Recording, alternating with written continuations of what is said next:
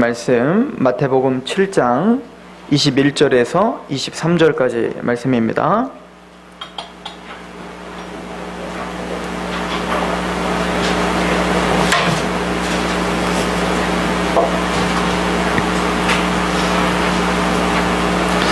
마태복음 7장 21절에서 23절까지 말씀입니다. 제가 봉독해 드릴 때 하나님의 음성으로 받으시길 소망합니다. 나더러 주여 주여 하는 자마다 다 천국에 들어갈 것이 아니요 다만 하늘에 계신 내 아버지의 뜻대로 행하는 자라야 들어가리라.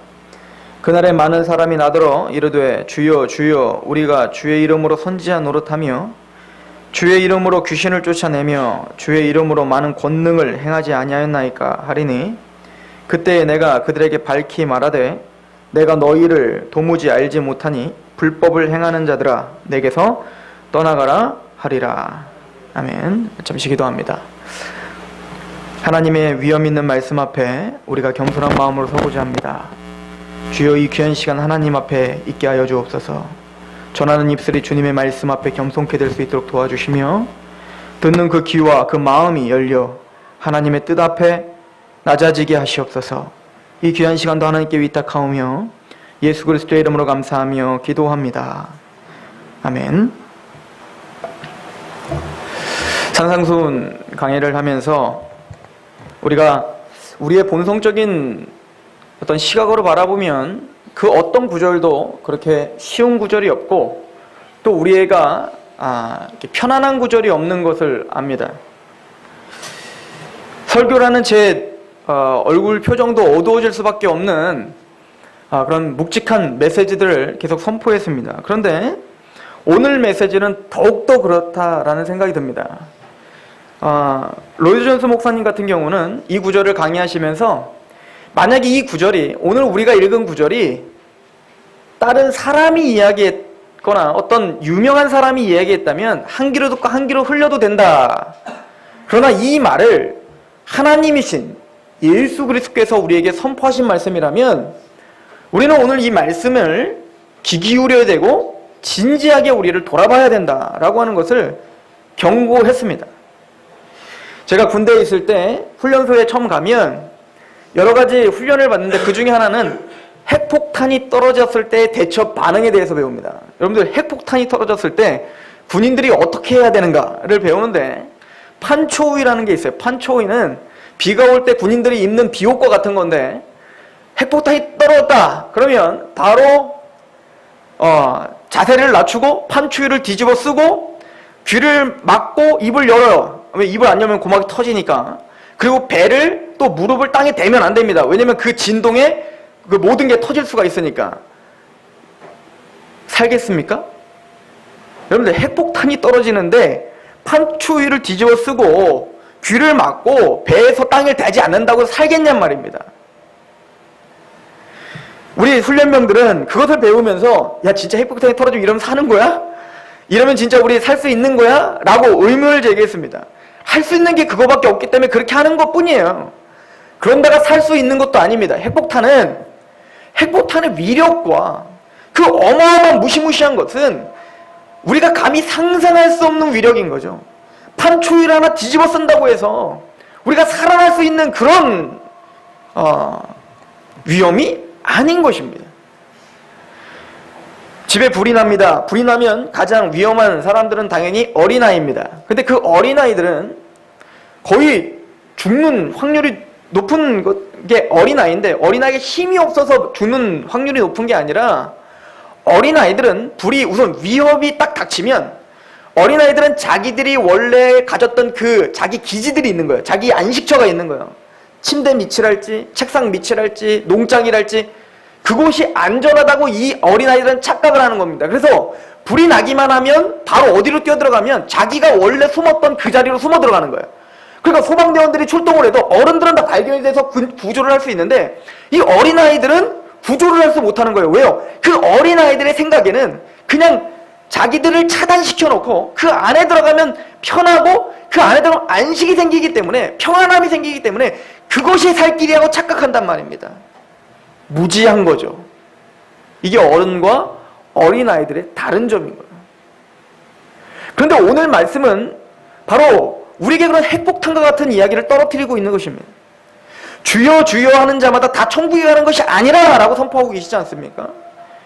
R.C. 스파울이라는 유명한 목사님은 이것을 강의하면서 주여 주여라고 하는 이 단어는 바로 아브라함아 아브라함아 야곱아 야곱아, 하나님이 우리를 부르실 때 두 번 부르시는 것은 친근함의 표현이요, 즉 뭔가 하나됨의 표현이라는 거예요. 그 얘기는 주여 주여 하고 있다는 얘기는 지금 이 사람은 하나님을 모르는 사람이 아니라 하나님을 알되 친근하게 아는 사람이라는 겁니다. 주님 주님 주여 주여, 그게 끊임없이 하나님을 찾았던 사람이고 그게 끊임없이 하나님을 갈망했던 사람이라는 거죠. 그런데 그런 사람에게 지금 주님이 뭐라고 하는 겁니까? 주여 주여 하는 자마다 다 천국에 가는 게 아니야, 하나님 나라에 가는 게 아니야, 내 뜻대로 행하는 자야 천국 갈 수 있다. 이런 핵폭탄 같은 메시지를 주고 있다는 것은 오늘 저와 여러분들에게 그냥 스스로 내가 만족하고 내가 확신에 차고 내가 평안하고 아이 괜히 나 잘 살고 있고 교회도 잘 다니고 11조도 잘 내고 헌금도 잘 내고 하나님 말씀대로 그냥 저냥 잘 살고 있는데 왜 나에게 이런 이야기를 합니까? 그것이 거짓 평안일 수 있고 거짓 확신일 수 있다라고 오늘 우리에게 핵폭탄을 떨어뜨리고 있는 겁니다. 여러분들이 스스로 만들어낸 안식처에서 벗어나셔야 되는 거예요. 그게 진짜 안식처인지 그게 진짜 평안인지 거기서 벗어나서 하나님의 말씀으로 나를 비추셔야 됩니다. 그리고는 내 확신이 진짜 확신인가, 내가 정말 믿고 있는 신앙이 정말 믿음인가를 스스로 점검해야 된다는 아주 중요한 경고를 우리에게 하십니다.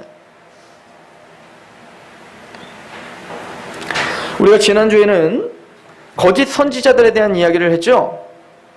거짓 선지자들이 나타난다는 거였습니다. 즉 거짓 선지자는 외부에서 우리를 미혹하는 겁니다. 교리로 미혹하든 또 여러 가지 신비한 현상들로 미혹하든 우리 교회를 끊임없이 사탄은 거짓 선지자를 통해서 복음을 가리는 역할을 해왔다고 했고 아주 지금 성공하고 있다고 이야기했습니다. 그럼 오늘 메시지는 내 스스로 속이고 있는 걸 말하는 거예요. 자기 기만. 내가 예수님을 믿고 있는 거겠지, 나는 하나님을 제대로 섬기고 있는 거겠지라고 하는 자기 기만과 자기 속임에 대한 일침을 가하고 있는 것입니다. 물론 우리는 주여 주여 해야 구원 받습니다. 이해가시죠? 지금 이 얘기는 세상 사람들에게 말하는 게 아니에요. 그 사람들은 아예 주님이라는 말도 안 불러요. 그 사람들은 오늘 이 산상수훈과는 전혀 상관없는 얘기인 것을 여러분들 명심하셔야 됩니다. 아무리 간디가 이 산상수훈을 통해서 신비한 깨달음을 얻고 이 산상수훈을 통하여서 뭔가 내가 알고 있지 못한 윤리를 깨달았다라고 자타공인할 간디와는 이거는 전혀 상관없는 얘기인 거예요. 산상수훈은, 오늘 이 메시지는 주님이라고 부르고 있는 우리들에게 관계가 있는 메시지입니다. 로마서 10장 9절에 내가 만일 내 입으로 예수를 주로 시인하며 또 하나님께서 그를 죽은 자 가운데서 살리신 것을 내 마음에 믿으면 구원을 받으리라. 사람이 마음으로 믿어 의에 이르고 입으로 시인하여 구원에 이르러. 맞습니다. 예, 내가 주님을 의지합니다, 주님이라고 부르는 그 믿음에 하나님 반응하셔서 구원시키는 거예요. 그러나 이것은 단순히 복음이라는 걸 브리핑하고 예수님을 브리핑하고 믿으십니까? 영접하겠습니까? 예, 나 이제부터 믿는데요. 아, 죄인이었군요. 아, 그래요? 예수 믿으면 다 씻어지는 거예요? 아, 그렇군요. 이제부터 믿을게요. 자, 따라하십시오. 예수님, 이제 제가 지금까지 지었던 모든 죄를 용서해 주시면 감사합니다. 아이고, 축하합니다. 당신 천국 백성입니다. 지금 그런 내용이 아니란 말입니다. 이 당시에는 내가 입으로 시인한다는 얘기는 죽겠다는 얘기인 거예요. 핍박의 시기에 마음으로 진짜 믿어 예수님을 정말 나의 구주로, 나의 왕으로, 나의 모든 것으로 믿지 않으면 고백조차 하지 못하는 시대였음을 우리는 인식하셔야 됩니다. 오늘날처럼 그냥 입 바른 소리로 예, 내가 예수님 믿는 사람인데요, 당신 종교가 뭐죠? 기독교요. 이런 시인이 아니란 말입니다. 진짜 믿는 사람의 시인인 거예요. 마음으로 믿어 의에 이르는 겁니다. 그리고 오늘 그 믿음을 점검하라고 설명하고 계시는 겁니다. 우리가 주님을 부르짖습니다. 예수님의 이름으로 기도를 하고 예수님의 이름으로 이렇게 모여서 예배를 드립니다. 그러나 주여 주여 하는 자가 다 구원 얻는 것이 아닙니다. 그러므로 고린도후서 13장 5절에 너희가 믿음에 있는가 스스로 시험하고 확증하라. 예수 그리스도께서 너희 안에 거하신 걸 너희가 스스로 알지 못하느냐? 그렇지 않으면 너희는 버리운 자니라. 예수 그리스도를 믿는가? 확증하라. 진짜 믿음인가? 다뤄봐라. 라고 우리에게 진지하게 선포하고 있는 거예요. 우리는 성령님이 계셔서 예수님을 주라 시인할 수 있습니다. 이게 고린도전서 12장 3절의 말씀입니다. 그러나 오늘 메시지에는 나더러 주여 주여 하는 자마다 다 천국에 갈 것이 아니요 다만 하늘에 계신 내 아버지의 뜻대로 행하는 자여라 천국 간다 라고 말합니다. 여러분들 이걸 어떻게 이해하십니까? 이걸 이해하는 데는 두 극단으로 나눠집니다. 첫 번째는 이것은 율법주의다 라고 말하는 거예요. 즉 예수 그리스도를 믿는 것 갖고는 안 되고 행해야 네가 의롭다함을 받고 뭔가 네가 열심을 내야 구원받을 수 있다 라고 해석하는 거예요. 우리 개혁주의에서는 그것을 거부합니다. 하나님은 성경 전체에서 여러분들의 행함으로 절대 구원받지 못한다라고 선포합니다. 여러분들이 구원을 받을 때 여러분들의 행함으로 받을 수 있는 구원이 아니에요. 하나님이신 예수 그리스도가 죽으셔야지 우리에게 올 수 있는 구원입니다. 하나님의 의는 우리가 만들어질 수 있는 것이 아니에요. 그러나 또 하나 극단을 조심하십시오. 이 하나님의 뜻은 예수님을 믿는 것이다. 그럼 믿음으로 구원받는다는 얘기다. 라고 하는 것으로 치부할 구절도 아닙니다.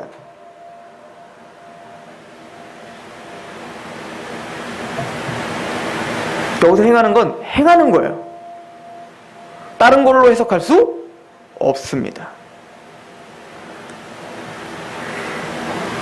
이 이야기는 우리가 산상수훈 전체를 이해하고 있다면 금방 이해할 수 있습니다. 산상수훈의 제일 처음에 예수님은 이 이야기부터 꺼내지 않습니다.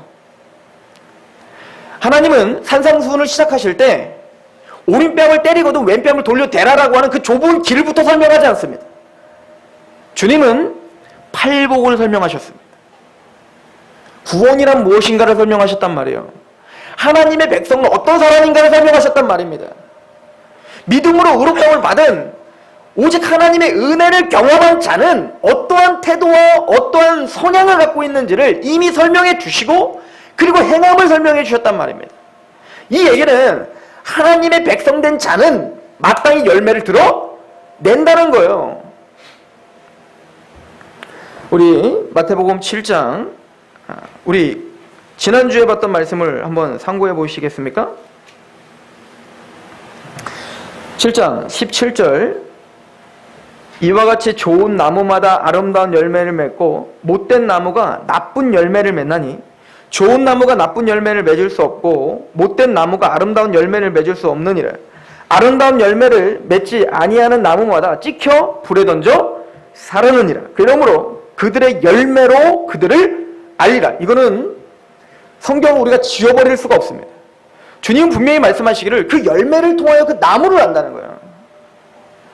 산상수훈의 팔복을 경험한 하나님의 성향을 가진 정말 이 사람이 크리스찬인가 하나님의 백성인가는 산상수훈에서 그 너머에 가르쳐졌던 모든 좁은 길, 그 좁은 길을 정말 걸어가고 있는 사람인가를 통하여 확인할 수 있다는 얘기입니다. 히브리서 6장 4절부터 6절입니다. 여러분들 이런 말씀들을 진지하게 고민하셔야 됩니다. 한번 빛을 받고 하늘의 은사를 맛보고 성령이 참여한 바 되고 하나님의 선한 말씀과 내세의 능력을 맛보고. 잘 보십시오. 한번 빛을 받았어요. 빛을 받았다는 얘기는 하나님을 깨달았고 예수님을 깨달았다는 얘기예요. 복음을 알았다는 얘기입니다. 뭔가 감격도 있었고요, 감사도 있었고요, 기쁨도 있었던 사람인 거예요. 성령이 참여했다는 얘기는 성령님으로 말미암아 어떤 뭔가를 고백하는 자가 됐다는 얘기입니다. 5절에 하나님의 선한 말씀과 내세의 능력도 맛봤다니까요. 그냥 교회만 왔다 갔다 하는 크리스찬들이 아니에요. 뭔가를 느꼈다니까요. 막 눈물도 나고 막 감격도 있고 열심히 있다니까요. 6절 타락한 자들은, 그렇게 맛보고도 타락한 자들은, 이 얘기는 뭐죠? 그게 진짜 구원이 아닐 수 있다는 얘기인 거예요. 이 얘기는 진짜 구원받은 사람이 타락할 수 있다는 게 아닙니다. 애초에 구원이라는 게 없었던 사람이라는 거예요. 애초에 복음의 감격과 복음의 어떤 진짜 복음의 능력을 맛보지 않고도 이런 것을 맛볼 수 있다는 겁니다. 여기서 맛보다라고 하는 단어는 예수님이 십자가상에서 쓸개즙을 맛보셨죠? 그때 쓰였던 말씀입니다. 근데 예수님이 쓸개즙을 맛보셨을 때 그걸 넘기고 소화시키고 내 것으로 만들었나요? 아니면 내 뱉었나요? 뱉어버렸죠? 지금 그 상태인 거예요. 복음이 들렸습니다. 복음이 깨달아졌습니다. 복음에 감격되고 복음에 기뻐했습니다. 그런데 확신도 생겼어요. 그런데 그 복음이 진짜 그에게 결부가 되질 못했어요. 우리가 말하는 믿음이라는 게 생기지 않은 겁니다. 아, 믿었는데요? 그러니까 기쁘죠. 아니요. 성경은 두 가지 믿음을 말해요. 야고보서가 말하는 믿음과 로마서가 말하는 믿음은 달라요. 야고보서가 말하는 믿음은 지식적인 믿음입니다. 귀신도 아는 거. 여러분들이 복음을 들으셨습니까? 십자가 들으셨습니까? 그 은혜로만 구원받는다는 걸 들으셨습니까? 과거의 죄, 현재의 죄, 미래의 죄 모든 것을 사하셨다는 하나님의 거룩한 복음을 들으셨습니까? 옳습니다. 귀신도 알아요. 귀신도 알고 떨어요. 그 얘기는 귀신도 그거 알고 있고 믿고 있다는 얘기예요. 그럼 귀신이 구원받습니까? 아니라는 거예요. 이게 야고보서의 고백인 겁니다. 그럼 로마서가 말하는 믿음은 그런 듣는 것으로 끝난 믿음이 아니에요. 하나님의 복음은 능력이 나타나서 믿음에서 믿음에 이르게 하나니 구원에 이르게 하는 능력이 돼요. 오직 의인은 믿음으로 말미암아 살아요. 그의 모든 삶을 뒤바꾸는 능력이 믿음이에요. 믿음은 연약하지 않습니다. 믿음은 여러분들을 가만두지 않습니다. 진짜 구원받은 믿음이란 여러분들의 삶을 뒤엉키게 만든다.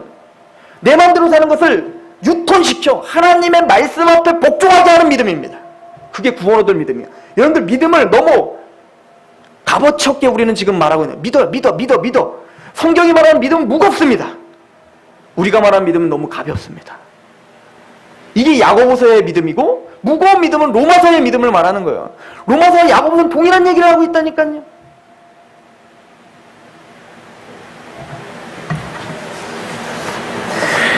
얼마 전에 한 자매가 저한테 전화가 왔습니다. 문자가 왔습니다. 그리고는 저한테 물어봤어요. 진지하게 저에게 물어봤습니다. 예전에 목사님이 저와 성경 공부를 하실 때 제가 군대에 있을 때에 복음을 전하고 구원의 확신이 생긴 사람들에 대한 간증들을 많이 했었어요. 예전에. 저에게 이렇게 물어보더군요. 목사님은 그때 복음을 전했을 때 그 사람들이 감격이 생겼고 구원의 확신이 생겼다고 했었는데 그럼 그 사람들이 진짜 구원받은 겁니까? 라고 저한테 물어봤습니다. 그 자매는 이미 다시 한번 개혁주의 책을 읽으면서 진짜 구원에 대한 믿음이 무엇인지를 고민하고 있는 자매입니다. 제가 대답을 했습니다. 아니요, 확신할 수 없습니다. 제가 복음을 전했을 때 그 복음에 감격하고 구원의 확신이 있는 것 같았지만 제가 그의 삶을 제가 보지 못했습니다. 그가 어떻게 하나님께 예배를 드리고 있는지, 그가 어떻게 삶이 변화되고 있는지, 그가 어떻게 열매를 맺고 있는지 제가 보지 못했기 때문에 단순히 그때 구원의 확신이 있습니다라는 고백으로는 확인할 수 없습니다라고 대답했습니다. 제 인생에 세 가지 정도의 전환점이 있었는데 첫 번째는 율법주의가 구원이라고 생각했던 시절이 있었습니다. 아니요, 그 전에는 아예 그런 생각을 아예 안 했던 시절이 있었어요. 초등학교, 중학교, 고등학교 그 시절에 그냥 교회만 왔다 갔다 하면 되는 줄 아는 시절이 있었습니다. 그런데 제가 한 선교단체에 들어가서 하나님의 말씀대로 즉시 온전히 기쁘게 하나님께 순종하지 않는 것은 불순종이고 그건 믿음이 없는 거고 그렇게 배워서 뭔가 내가 행하지 않으면 구원받지 못하는 거라는 율법주의 가운데 살았습니다. 그러다가 하나님의 은혜라고 하는 그 복음을 들었습니다. 그래서 내가 행함이 구원이 아니라 하나님의 전적인 은혜가 구원이라는 걸 깨달았습니다. 그렇게 전했습니다. 그러나 세 번째, 다시 한번 저의 신학을 바꾼 사건이 있습니다. 복음을 전했는데 그때는 감격이 돼서 저의 항상 자랑거리였고 간증거리였는데 지금 돌아보면 불신자처럼 살아가고 있는 아이들이 태반이에요. 그럼 그 아이들이 정말 그게 구원의 확신이었을까? 아니라고 믿습니다. 이제 구원은 그런 게 아닙니다. 구원의 확신은 구원받은 자의 마땅한 열매입니다. 마땅히 구원의 확신이 있어야 됩니다. 왜요? 말장난이 아니라면 예수님이 내 죄를 씻었다는 게 정말 믿어진다고 왜 구원의 확신이 없습니까? 그러므로 그리스도 안에 있는 자에게는 결코 정죄함이 없느니라. 내가 정말 의인 됐구나, 하나님의 자녀 됐구나는 확신이 있어야죠. 그러나 그것이 최종 확증은 아니라는 걸 이제 알았습니다. 그리고 하나님의 말씀은 그렇게 우리에게 가르쳐주고 있다는 것도 알게 되었습니다. 여러분들 마태복음 13장 말씀을 제가 읽어드릴게요. 예수님이 직접 하신 얘기입니다. 씨 뿌린 자의 비유죠. 마태복음 13장 18절부터 제가 봅니다. 그런즉 씨 뿌리는 비유를 들으라. 아무나 천국 말씀을 듣고 깨닫지 못할 때에는 악한 자가 와서 그 마음에 뿌려진 것을 빼앗나니 이는 곧 길가에 뿌려진 것이요. 첫 번째 케이스는 길가에 뿌려진 것처럼 아예 복음을 전해도 그것이 적용이 안 돼요. 아예 복음을 내치는 거예요. 믿어지지도 않고 깨달아지지도 않아요. 이건 뭐예요? 사탄이 와서 가로막고 있고 그걸 뺏어갔었다는 거예요. 이건 아예 구원의 감격이니 뭐니 이런 게 하나도 없는 상태인 겁니다. 그죠? 교회 안에도 그런 분들이 있죠. 아무리 복음을 전하고 아무리 심판을 전하고 아무리 십자가의 은혜를 전해도 그게 나에게 적용이 안 돼요. 이건 지금 주님이 말한 것처럼 길가에 뿌려진 겁니다. 그러나 두 번째부터는 이제는 양상이 달라집니다. 보십시오. 20절. 돌밭에 뿌려졌다는 것은 말씀을 듣고 즉시 뭘로 받아요? 기쁨으로 받았다는 건 하나님의 복음을 거기에 감격하고 기뻐하고 즐거워했다는 겁니다. 우리가 말하는 구원의 확신이겠죠. 감격이겠죠. 그러나 우리는 그 결말을 압니다. 21절. 그 속에 뿌리가 없어. 이 얘기는 뭐죠? 죽어 있다는 겁니다. 감격이 있고 감동이 있지만 복음을 듣고 막 즐거워했어요. 내 죄가 없어졌다고요? 예수님이 나를 위해서 진짜 죽으셨다고요? 막 감동이 됐는데 뿌리가 없어요. 어떻게 될까요? 잠시 견디다가 말씀으로 말미암아 환난과 박해가 일어날 때 곧 넘어져요. 우리는 그때 그 열매를 보면서 어떻게 할까요? 이는 돌밭에 뿌려진 씨구나. 진짜 구원이 아니었구나를 안다고요. 진짜 구원의 확신이 아니었구나를 우리 안다고요. 심각한 얘기 아닙니까? 22절 보십시오. 가시떨기에 뿌려졌다는 것은 말씀을 들으나 세상의 염려와 재물의 유혹의 말씀이 막혀 결실하지 못해요. 기쁨을 받아요. 그러나 결실이 안 돼요. 왜죠? 재물, 세상의 어떤 번영, 세상의 어떤 좋은 거. 그래서 하나님은 교회에 와서 나를 부자되고 건강하게 하지 않으면 하나님 안 계시는 거예요. 그리고 당장 교회를 버려버리는 겁니다. 복음을 버리는 겁니다. 애초에 구원받지 못했다라고 선포하고 계십니다. 그러므로 한낱 우리의 감정으로 구원을 설명할 수 있는 건 아니란 말씀입니다. 들을 게 있는 자는 들으십시오. 그러면 반대로 진짜 참된 구원의 확신이 무엇인지 보십시오. 정말 내가 정말 신앙인가? 정말 참된 구원의 확신이 무엇인가 보십시오. 23절입니다. 좋은 땅에 뿌려졌다는 것은 말씀을 듣고 깨달아요. 맞아요. 깨달아요. 은혜를 받습니다. 감격합니다. 감동합니다. 그러나 거기서 끝나지 않습니다. 결실하여 어떤 것은 100배, 어떤 것은 60배, 어떤 것은 30배가 돼요. 얼마나 큰 결실을 맺었나가 중요한 게 아니에요. 30배도 되고 60배도 되고 100배도 될 수 있어요. 그러나 중요한 건 결실해요. 반드시 변화돼요. 반드시 바뀌어요. 가치관이 바뀌고 태도가 바뀐다고요. 예배자가 됩니다. 하나님의 나라를 소망합니다. 베드로전서 1장에 있는 것처럼 하나님의 말씀으로 거듭난 자는 신령한 것을 사모하는 것처럼 그렇게 하나님의 말씀을 사모합니다. 그리고 성장합니다. 애기들 다 키워보셔서 알잖아요. 진짜 잘 태어난 아이들은, 정말 생명이 있는 아이들은 성장한다는 말이에요. 좀 더디게 성장할 수 있어요. 좀 한글 늦게 깨우칠 수 있다고요. 그래도 성장합니다. 그게 생명이에요. 하물며 영적인 생명이 여기에서 벗어나지는 않습니다. 주여 주여 하는 자마다 다 내게로 오는 것이 아닙니다. 그 뜻대로 행하는 자입니다. 열매가 반드시 나타남을 성경은 우리에게 설명하고 있습니다.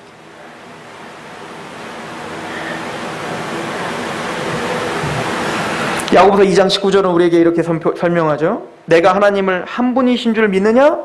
잘 아는도다. 귀신도 믿고 떠느니라. 귀신도 안다. 여러분들의 바른 신앙의 교리? 귀신도 알아요. 귀신 그거 몰라서 구원 못 받는 거 아니에요. 우리 교회만큼 성경 공부를 강조하는 교회가 어디 있고 우리 교회만큼 교리를 강조하는 교회가 어디 있습니까? 그러나 명심하십시오. 저는 미친 듯이 성경을 가르치고 여러분들은 미친 듯이 배우셔야 되지만 그것 자체가 구원은 아닙니다.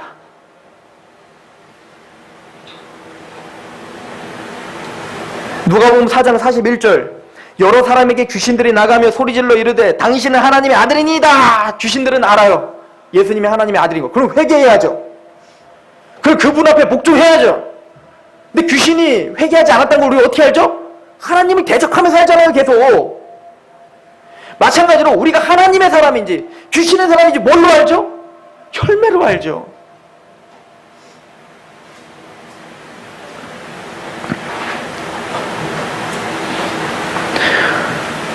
주여 주여 하는 자마다 이것은 확신이 있던 사람들입니다.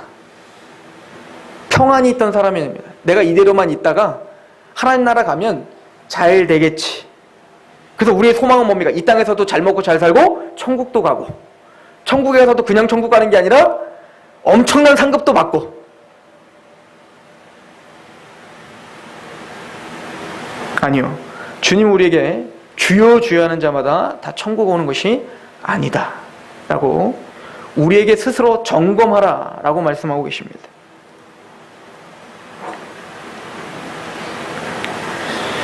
이들은 열심히 있었습니다. 진심이 있었습니다. 이 얘기는 이 거짓 구원의 확신과 거짓 평안에 있는 사람들은 나의 열심과 진심을 또 내가 구원받을 수 있는 무엇이라고 생각해요. 착각해요. 저는 첫 번째는 차라리 더 양호하다고 생각해요. 그래도 말씀에 관심이 있으니까. 그런데 이 두 번째 케이스는 내가 선지자 노릇도 하고 뭐도 하고 이 얘기는 뭐죠? 교회에서 내가 얼마나 열심히 했는지 아십니까? 예요. 내가 교회를 위해서 얼마나 헌신을 했는지 아십니까? 예요. 그것이 절대 구원을 보증하지 않습니다. 로마서 10장 2절 내가 증언하노니 그들이 하나님께 열심히 있으나 올바른 지식을 따른 것이 아닐 수 있습니다. 그러므로 열심과 진심이 여러분들의 구원의 확증의 도구가 될 수 없습니다. 세 번째는 이 거짓 구원의 확신과 거짓 평안에 있는 자들의 특징 중에 하나는 종교적 체험이나 신비한 어떤 것을 경험한 것으로 스스로 착각하는 거예요. 내가 참된 신앙이겠거니 하는 거죠. 오늘 보십시오. 오늘 본문을 보시면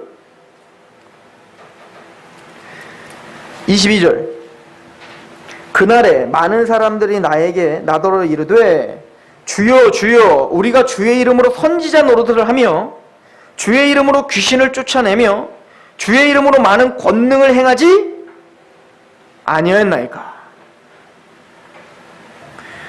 특별히 선지자라면 지도자 그룹이죠. 이것은 저와 같은 목회자에게도 동일하게 지금 적용이 되죠. 선지자 노릇이란 하나님의 말씀을 맡아 대언하는 걸 말하는 거죠. 그러니까 거룩한 하나님의 말씀을 전파할 수도 있어요. 그걸 깨달아. 여러분들 성경 공부하시고요. 신학하시고요. 그렇게 하시면 구속사적인 관점, 예수 그리스도의 복음, 야고보를 봐도 노아를 봐도 아브라함을 봐도 예수님이 보이는 그런 일들은 구원이 없어도 충분히 할 수 있습니다. 믿으십니까? 아무리 깊은 걸 깨달아 그 깨달은 걸 가지고 아주 우렁차게 설교하는 그런 목회자일지라도 저를 비롯하여 그것이 구원은 아닌 거예요.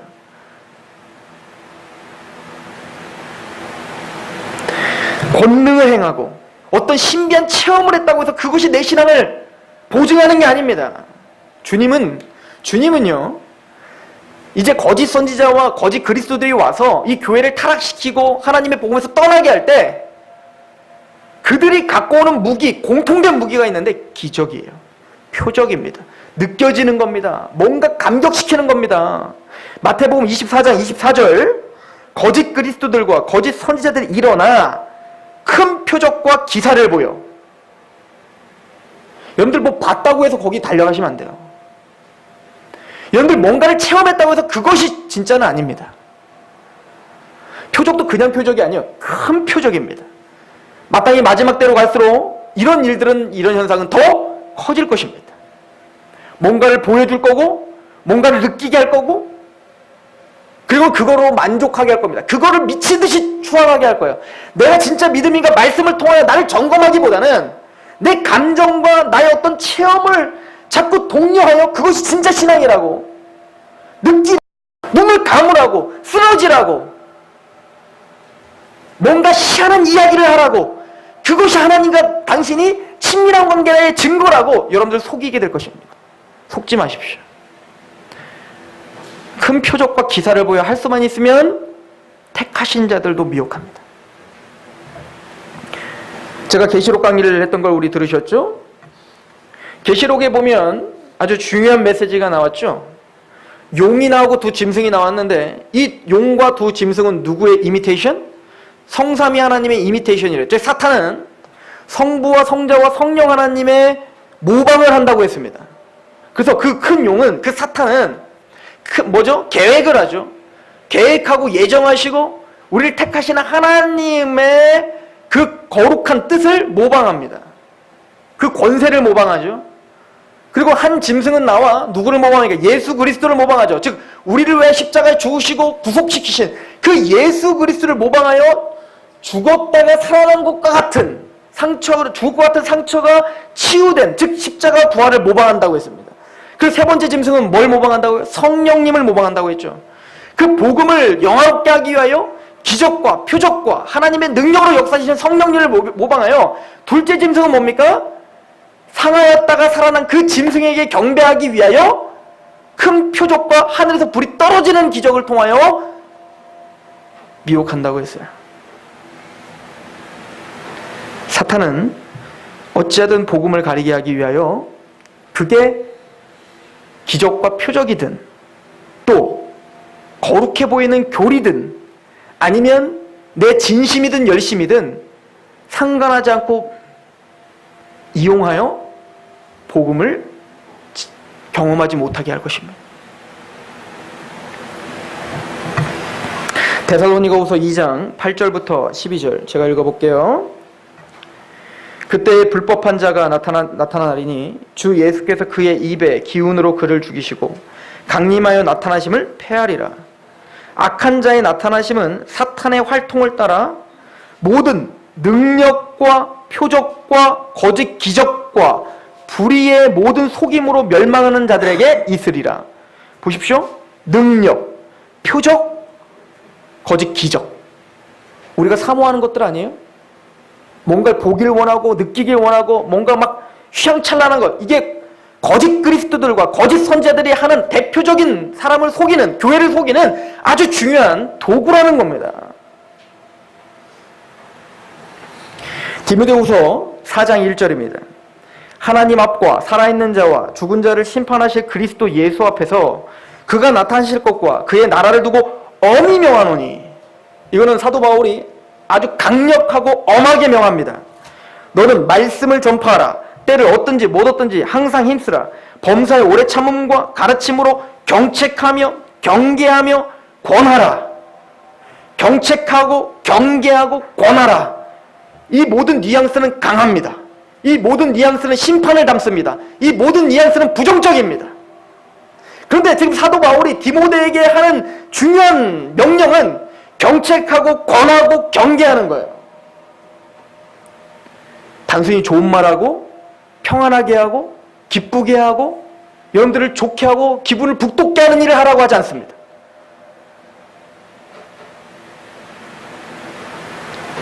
거짓 평안과 거짓 안식을 뒤흔들라고 이야기합니다.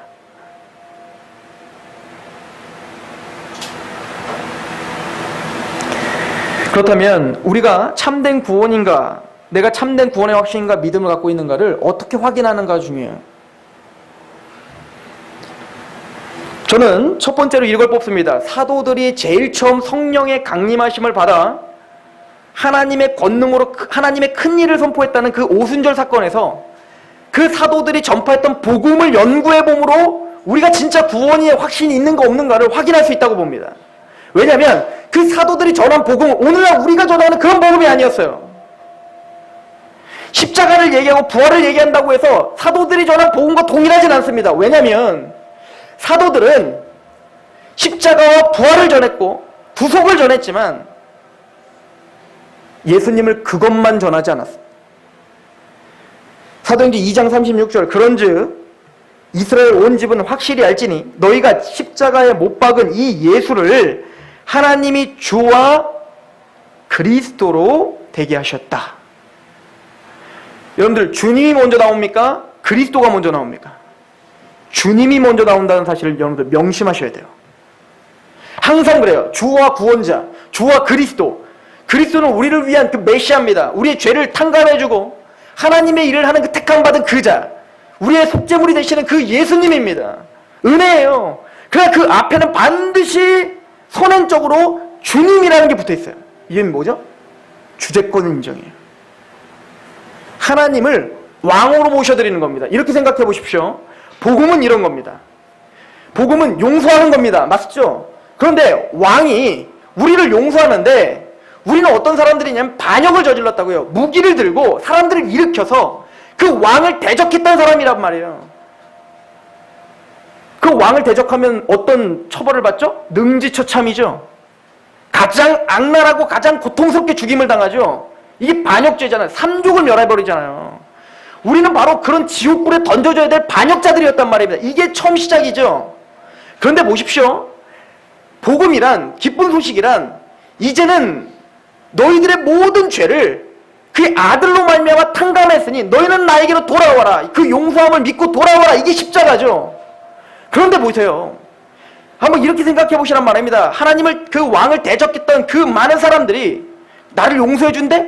나 죽이지 않는데? 라고 하고는 무기를 그대로 들고 조금만 있으면 하여튼 왕을 대적하려고 계속 막 이렇게 벼르고 있는 사람이 와서 자, 용서해 주십시오. 칼을 들고 당장이라도 왕한테 지금 덤비려고 자, 용서해 주십시오 하면 그게 진짜 용서가 되겠냔 말입니다. 근데 오늘날 복음이 그렇게 선포되고 있다는 얘기예요. 예수님의 십자가 용서를 감격해놓고는 하나님의 왕됨을 인정하지 않는다는 건 말도 안 되는 복음이란 말입니다. 그건 복음이 아니란 말이에요. 무슨 이야기인지 아시겠습니까?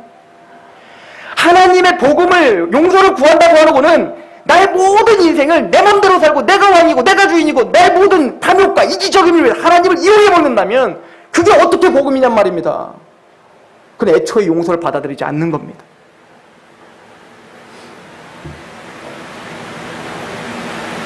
구원이란, 복음이란 왕이신 그분을 인정하는 거예요.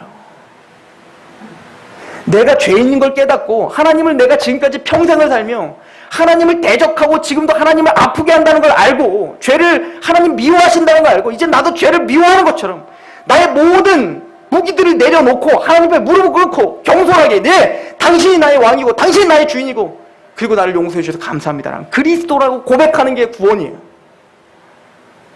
지금 산상수훈은 그걸 설명하고 있는 겁니다.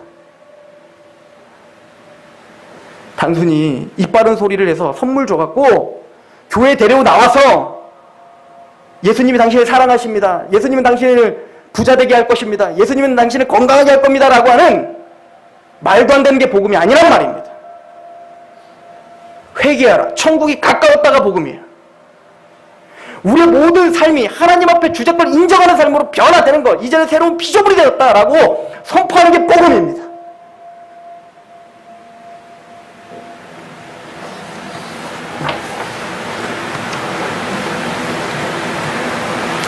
로마서 8장 1절을 여러분들은 좋아하시죠? 그러므로 이제 그리스도 예수 안에 있는 자에게는 결코 정죄함이 없습니다. 그렇게 무장을 해제하고 주님은 나의 왕이고 주님은 나의 구원자입니다.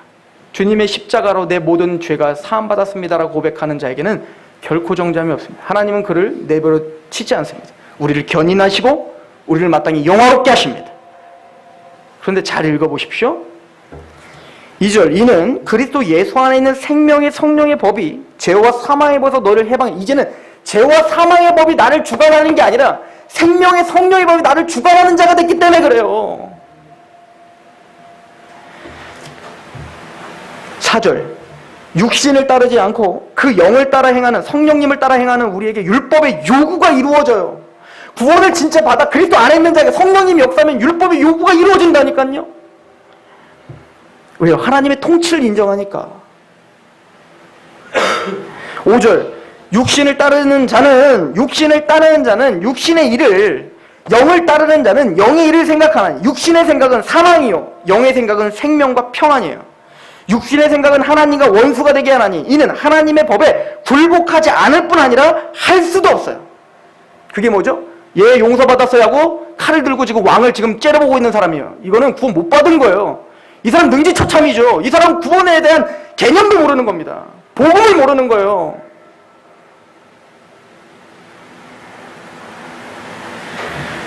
주님은 마태복음 7장 13절에 좁은 문으로 들어가라. 멸망으로 인도하는 문은 크고 그 길이 넓어 그리로 들어가는 자가 많고 생명으로 인도하는 문은 좁고 길이 협착하여 찾는 자가 적다라고 말씀하셨습니다. 우리 교인이니까 이렇게 이야기합니다. 저를 비롯하여 우리 하나님의 백성들이니까 이렇게 이야기합니다. 하나님의 백성들이요, 우리가 정말 믿음에 있는가 스스로 시험하고 확증하십시오. 내가 지금 그 복음을 값싼 것으로 바꾸어 진짜 복음이 아닌데 거짓 평안 가운데 있는 것인지, 아니면 정말 열매를 맺는 그 복음의 능력을 감격하고 있는 진짜 하나님의 백성인지. 저는 산상수훈을 강의하면서 반복적으로 설명을 했습니다. 그러면 완벽하다는 얘기입니까? 죄에 안 넘어진다는 얘기입니까? 아니라 했습니다. 로마서 7장에도 사도 바울은 오호라는 공고한 사람이로라. 내 마음의 법이 하나님의 법을 살아야지만 내 법에 또 다른 법, 죄의 법이 나를 다스려 자꾸 죄 가운데 넘어지게 하는도다. 맞습니다. 우린 그런 사람들이에요. 연약합니다. 그럼 구원을 받은 사람의 태도는 어떻죠? 애통이라 했습니다. 몸소리 치도록 하나님 앞에 죄송스러움이라 했습니다. 신앙이 성장을 할수록 나는 죄인 중에 괴수입니다 라고 사도 바울이 고백한 것처럼, 예, 저는 죄인입니다 라고 하는 고백과 탄식과 회개를 하는 사람이라 했습니다. 하나님은 첫 번째는 말씀으로 우리를 확증시킵니다. 그리고 그 말씀이 우리에게 정말 확증된 사람인가는 우리의 그 애통을 보실 것입니다. 하나님의 마음에 동참하는가, 그리고 하나님의 왕됨을 인정하는가. 하나님은 우리에게 그것을 통하여서 내가 참된 나무인가 아니면 내가 거짓된 것인가를 확인하게 하셨습니다. 물론 우리는 또 쓰러질 것입니다. 또 넘어질 것이지만 어제보다 오늘이 더 안 좋아질 수도 있겠죠. 그러나 반드시 회개하고 돌이키게 돼 있습니다. 살아있는 생명이란 성령님이 말할 수 없는 탄식으로 우리를 위해 탄식하셔서 기도하셔서 합력하여 선을 이루신다 했습니다. 이것은 여러분들이 잘못된 일이나 못된 일이나 있을 때 앞으로 잘 될 거야 라는 얘기 아니라고 했어요. 로마서 문맥을 보세요. 그건 구원에 대한 얘기예요. 미리 아신 자를 정하시고 정하신 자를 부르시고 부르신 자를 의롭다 하시고 의롭다 하신 자를 영화롭게 하시느니라, 이 얘기를 하기 위한 합력하여 선이에요.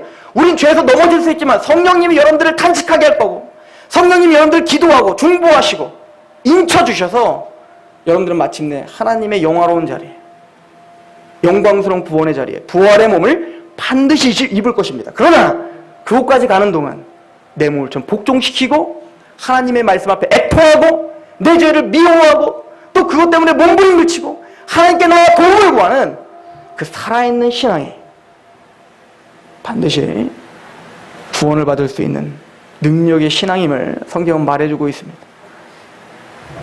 저를 비롯해서 우리 귀한 하나님의 백성들은 말씀 앞에 서시고 우리의 신앙을 점검하시며 그 신앙의 무게감을 하나님 앞에 예배로 올려드리십시다. 기도하겠습니다.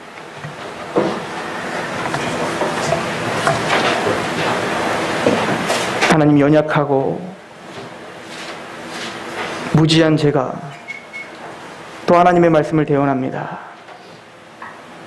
아버지의 말씀이 말씀답게 선포되길 원하고 그 말씀이 그대로 우리 귀한 하나님의 백성들의 마음에 인쳐지길 원하는데 주여 도와주시고 이 말씀이 그들의 신앙을 다시 한번 회복시키며 하나님 앞에 내 몸을 복종시키게 하는 참된 신앙과 열매를 맺는 그런 능력이 되게 하옵소서.